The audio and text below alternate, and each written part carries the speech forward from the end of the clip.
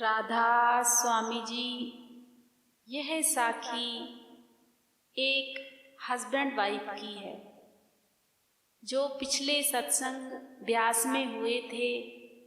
तो हमारी फैमिली से कुछ मेंबर ब्यास गए हुए थे, तो वहाँ पर उन्हें यह हस्बैंड वाइफ दोनों मिले।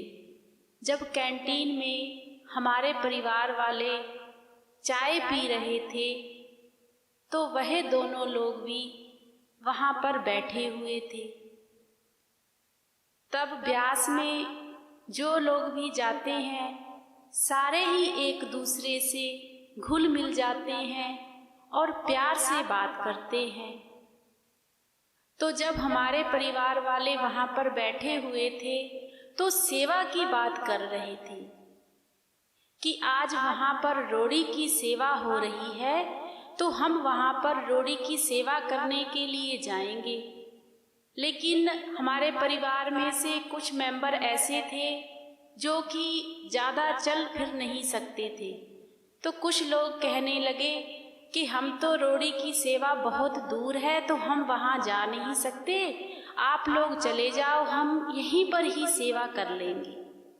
अब यह बात वहाँ पर बैठे जो दोनों हस्बैंड वाइफ थे वह सुन रहे थे कि यह सेवा की बात कर रहे हैं। तो वह जो लड़का था तो हमारे परिवार वालों से पहले राधा स्वामी कहा, तो फिर वह लड़का पास में आकर बैठ गया। अब दोनों लोग जब पास में आकर बैठ गए तो हमारे परिवार वालों ने भी राधा स्वामी कही। तो लड़का कहने लगा कि आंटी जी, आप सेवा पर क्यों नहीं जा रहे? तो आगे से हमारे परिवार वाले कहने लगे कि रोड़ी की सेवा बहुत दूर है बेटा, हम इसलिए नहीं जा रहे। तो वह लड़का कहने लगा कि जब हम ब्यास में आ ही जाते हैं तो सारा कुछ तो मालिक करता है। मैं आपको अपनी बात एक सुनाता हूँ कि मेरे साथ क्या हुआ था। तो उस लड़के की यह पूरी साखी है जो उस लड़के ने हमारे परिवार वालों को बताई थी। वह लड़का कहने लगा कि मैं 18-19 साल का था, परिवार में हम बहुत गरीब थे, खाना पीने का भी गुजारा हमारा बड़े मुश्किल से चलता था। बाबा जी को हम सब परिवार वाले बहुत मानते थे, मेरा भी बाबा जी इस पर बहुत विश्वास था और मैं सत्संग पर सेवा पर जरूर जाया करता था। अब हमारा घर थोड़ी ही दूर था तो मैं ब्यास में सेवा करने के लिए आ जाया करता था। जब भी मैं ब्यास में सेवा करता था तो मास्टर जी के ही यहाँ सेवा किया करता था। वहाँ पर चाहे मास्टर जी मुझे 1 महीना सेवा के लिए कह दें, चाहे 2 महीने कह दें, चाहे 3 महीने कह दें, तो मैं 3-3 महीने अपने घर वापस नहीं जाता था, क्योंकि मुझे कुछ अच्छा ही नहीं लगता था। मेरा मन करता था बस मैं यहीं पर ही सेवा किए जाऊं। मैं मास्टर जी के यहाँ सेवा करने लगा। काफ़ी समय हो गया मुझे सेवा करते हुए। जब मैं 3 महीने बाद घर पर जाता तो मेरा मन फिर टिकाव नहीं देता था। परिवार वाले कहते थे कि बेटा तुम्हारी पढ़ाई पूरी हो गई है, कुछ काम काज देख लो। थोड़ा बहुत मैं काम काज भी करता था, लेकिन मैं फिर ब्यास आ जाता था और फिर से सेवा शुरू कर देता था। ऐसे ही समय बीतता गया तो वह लड़का कहने लगा कि एक दिन मैं सेवा करके आ गया तो मास्टर जी ने मुझे अपने पास बुलाया और कहने लगे मास्टर जी कि बेटा तुझे कितने साल हो गए हैं सेवा करते हुए और बड़े मन से तू सेवा करता है, तू ना बाहर कनाडा जरूर जाएगा। अब वह जो लड़का था वह मास्टर जी से कहने लगा कि मास्टर जी यह आप क्या कह रहे हैं, मैं कैसे कनाडा पहुंच जाऊंगा? हमारे घर तो इतनी गरीबी है, हम तो खाना भी मुश्किल से खाते हैं, कोई जमीन जायदाद कुछ भी ऐसा नहीं है कि हम उसे बेचकर कनाडा चले जाएं। मेरा तो इसीलिए घर पर मन टिकता नहीं है, तो मैं यहाँ पर सेवा करता रहता हूँ। तो मास्टर जी कहने लगे, बेटा इन बातों का तो मेरे पास कोई जवाब नहीं है, ना मैं तुम्हें कुछ कहना चाहता हूँ, लेकिन तू कनाडा जाएगा ही और थोड़ा ही समय रह गया है, बस तू जाने ही वाला है। अब उस लड़के ने कहा, ठीक है मास्टर जी, जैसा आप देख रहे हो आपको ही पता होगा, लेकिन हमारे हालात ऐसे नहीं हैं। अब वह लड़का फिर से अपनी सेवा के लिए चला गया। वहाँ पर कुछ समय सेवा की तो घर आ गया। जब घर पर आया तो कुछ ही समय बीता कि उनके काफ़ी दूर के कोई रिश्तेदार थे, उनकी लड़की बाहर कनाडा में रहती थी। तो वह जब इंडिया आई तो इंडिया आकर वह घूमती फिरती, अपने रिश्तेदारों में घूमते ही हैं लोग, तो वह लड़की भी अपने रिश्तेदारों में घूमी फिरी। अब उस लड़की के जो माँ बाप थे वह भी अपनी लड़की के लिए एक अच्छा रिश्ता देख रहे थे। अब एक दिन यह लड़का किसी काम के लिए बाहर गया हुआ था, तो वह लड़की भी वहां पर आई हुई थी। अब काफी दूर की रिश्तेदारी थी, तो एक दूसरे को जानते तो थे। अब लड़की और लड़का जब आपस में मिले तो बहुत खुश हुए। लड़की कहने लगी कि तुम तो इतने बड़े हो गए हो और अभी तक तुम्हारा कोई काम ही सेट नहीं हुआ है। मैं देखो पढ़ लिख कर बाहर भी चली गई हूँ, काम भी अच्छा हो गया है। तो लड़का कहने लगा कि यह तो सब कर्मों का हिसाब किताब है।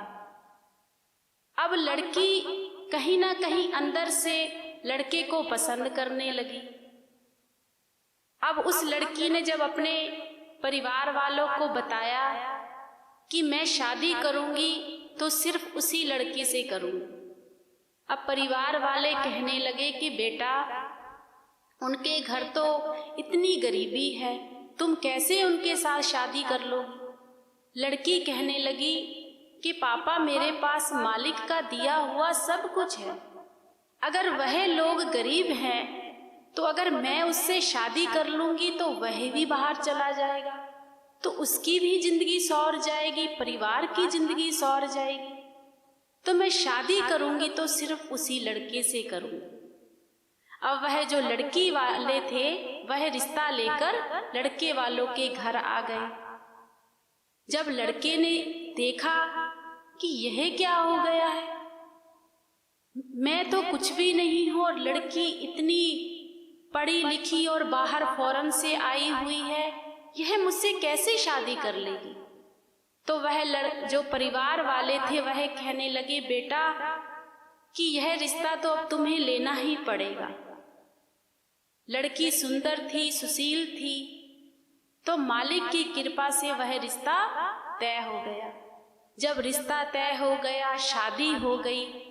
शादी के बाद वह लड़की कनाडा चली गई। जब कनाडा गई तो उसने वहाँ पर जाकर कागज वगैरह जो थे अप्लाई वगैरह किए, तो उस लड़के को भी उस लड़की ने कनाडा बुला लिया। जब वहाँ पर बुला लिया तो अब दोनों का काम अच्छा चलने लगा। अब लड़के के परिवार वाले भी सुखी हो गए। जब कुछ समय बीता तो फिर से वह ब्यास आए और उन्होंने फिर से मास्टर जी के यहाँ ही सेवा की। जब यह सारी बात वह लड़का हमारे परिवार वालों को बता रहा था तो हमारे परिवार वाले कह रहे थे कि उस लड़के की आंखों से इतने आंसू आ रहे थे कि वह कह रहा था कि मुझे पता ही नहीं मालिक ने कब मेरे सारे रास्ते खोल दिए। और वह हमारे परिवार वालों से वह लड़का कहने लगा कि अब मैं जब भी जब से मेरी शादी हुई है और हम फॉरेन गए हुए हैं, मैं जब भी इंडिया आता हूँ, चाहे मैं 1 महीना रहूँ, चाहे मैं 1.5 महीना रहूँ, चाहे मैं 15 दिन रहूँ, लेकिन मैं ब्यास में ही आऊँगा और हम दोनों लोग यहाँ पर आकर सेवा करते हैं और यहीं पर ही घूमते फिरते हैं और यहीं पर ही रहते हैं, क्योंकि मुझे मिला ही सब कुछ यहाँ से है। क्योंकि मैंने तो कभी यह बात सोची भी नहीं थी कि मुझे इतना अच्छा मालिक पार्टनर दे देगा, जीवन साथी दे देगा कि मेरी जिंदगी के सारे हालात ही सही हो जाएंगे। तो हमारे परिवार वाले भी यह बात सुनकर हैरान हो गए। तब वह लड़का हमारे परिवार वालों से कहने लगा कि सेवा कभी बड़ी और छोटी नहीं होती। अगर हम निस्वार्थ मन से सेवा करें ना, तो मालिक जरूर सुनता है, जैसे कि उस मालिक ने मेरी सुनी। मास्टर जी ने कब मुझे कहा कि बेटा तू कनाडा जाएगा, और मेरे वैसे हालात भी नहीं थे, तो मालिक ने इस लड़की को मेरे जीवन में भेज दिया एक चमत्कार की तरह। और कब हमारी शादी हो गई और मैं भी वहां चला गया, और आज मालिक की दया से आज मैं जो कुछ भी हूँ सब कुछ इन्हीं की दया से है। और हम दोनों ने अब नामदान भी ले लिया है और हम मालिक का भजन सिमरन भी करते हैं, पर हम सेवा कभी नहीं छोड़ते। जब यह बातें हमारे परिवार वालों ने सुनी तो उनकी आंखों से भी आंसू आ गए। हम लोग तो यह सोचते हैं कि शायद यह कहीं सुनी बातें होंगी, ऐसा क्या किसी के साथ होता है? लेकिन जिनके साथ होता है ना, उन्हीं को ही पता चलता है कि यह सतगुरु कोई आम नहीं है, यह कोई इंसान नहीं है, यह खुद मालिक सृष्टि पर आए हैं। बस हमारी देखने वाली, सोचने वाली आंख नहीं। जिस दिन हमने अपनी अंदर की आंखों से उस मालिक को देखना शुरू कर दिया, तो हमारे साथ भी ऐसे ही चमत्कार होंगे।